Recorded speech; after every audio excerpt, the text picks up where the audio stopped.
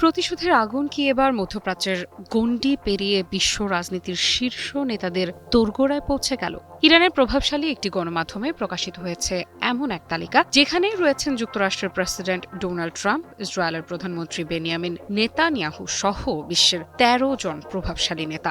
তালিকাটি প্রকাশের পর থেকেই শুরু হয়েছে তুমুল আলোচনা। এটি কি কেবল প্রতীকী বার্তা, নাকি ভবিষ্যতের আরও বড় কোনো সংকেত? ব্রিটিশ সংবাদ মাধ্যম দ্য টেলিগ্রাফ জানিয়েছে, ইরানের রক্ষণশীল অবস্থানের জন্য পরিচিত প্রভাবশালী দৈনিক হাম শাহরির অনলাইন সংস্করণে শনিবার গভীর রাতে একটি ইনফোগ্রাফিক প্রকাশ করা হয়। সেখানে ১৩ জন বিদেশি নেতার ছবি একসঙ্গে তুলে ধরা হয়। প্রকাশের পরপরই এটি আন্তর্জাতিক অঙ্গনে ব্যাপক আলোচনার জন্ম দেয়।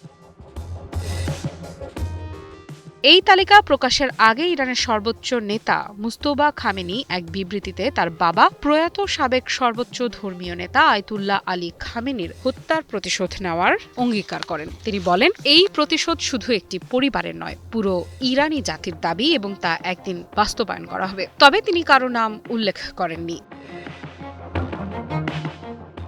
এরপরই হাম শাহরির প্রকাশিত ইনফোগ্রাফিকে দেখা যায় যুক্তরাষ্ট্রের প্রেসিডেন্ট ডোনাল্ড ট্রাম্প, ইসরায়েলের প্রধানমন্ত্রী বেনিয়ামিন নেতানিয়াহু এবং ব্রিটিশ প্রধানমন্ত্রী কিয়ার স্টারমারের ছবি। এছাড়াও সেখানে যুক্তরাষ্ট্রের পররাষ্ট্রমন্ত্রী মার্কো রুবিও এবং প্রতিরক্ষামন্ত্রী পিট হেগসেথের ছবিও প্রকাশ করা হয়।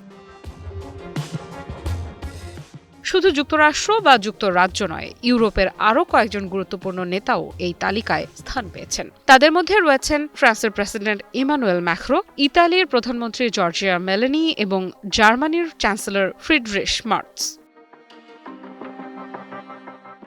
আরও একটি বিষয়ে বিশেষভাবে নজর কেড়েছে। এই ইনফোগ্রাফিকটি শুধুমাত্র হাম শাহরির অনলাইন সংস্করণে প্রকাশ করা হয়েছে। পরের দিনের প্রিন্ট সংস্করণে সেটি আর দেখা যায়নি। ফলে প্রশ্ন উঠেছে, এটি কি পরীক্ষামূলক বার্তা ছিল, নাকি আন্তর্জাতিক প্রতিক্রিয়া যাচাইয়ের একটি কৌশল?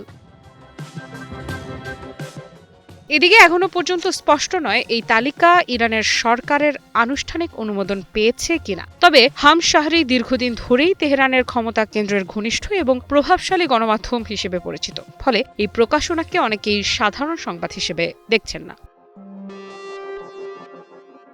এর আগে ইরান অভিযোগ করেছিল, সাম্প্রতিক সংঘাতের সময় কয়েকটি ইউরোপীয় দেশ যুক্তরাষ্ট্রকে নিজেদের ভূখণ্ড ও আকাশসীমা ব্যবহারের সুযোগ দিয়েছে। তেহরানের দাবি, সেই কারণেই ওই দেশগুলোকে তারা ওয়াশিংটনের সহযোগী হিসেবে বিবেচনা করছে। বিশ্লেষকদের মতে, তালিকায় ইউরোপীয় নেতাদের অন্তর্ভুক্তির পেছনে এটিও একটি গুরুত্বপূর্ণ কারণ হতে পারে। ফার্ম ফ্রেশ পাস্তুরিত তরল দুধ, বেশি ভালো দুধ। সব মিলিয়ে এই টার্গেট তালিকা প্রকাশ নতুন করে বাড়িয়ে দিয়েছে আন্তর্জাতিক উদ্বেগ। এটি কি শুধুই রাজনৈতিক বার্তা, নাকি ভবিষ্যতের আরও কঠোর পদক্ষেপের ইঙ্গিত? সেই প্রশ্নের উত্তর এখনই মেলেনি। তবে একটি বিষয় স্পষ্ট, মধ্যপ্রাচ্যের উত্তেজনা এখন আর শুধু একটি অঞ্চলের সংকট নয়, এর প্রভাব ধীরে ধীরে বৈশ্বিক রাজনীতির কেন্দ্রবিন্দুতেও ছড়িয়ে পড়েছে। আফ্রিদা ইফরাত, নিউজ 24।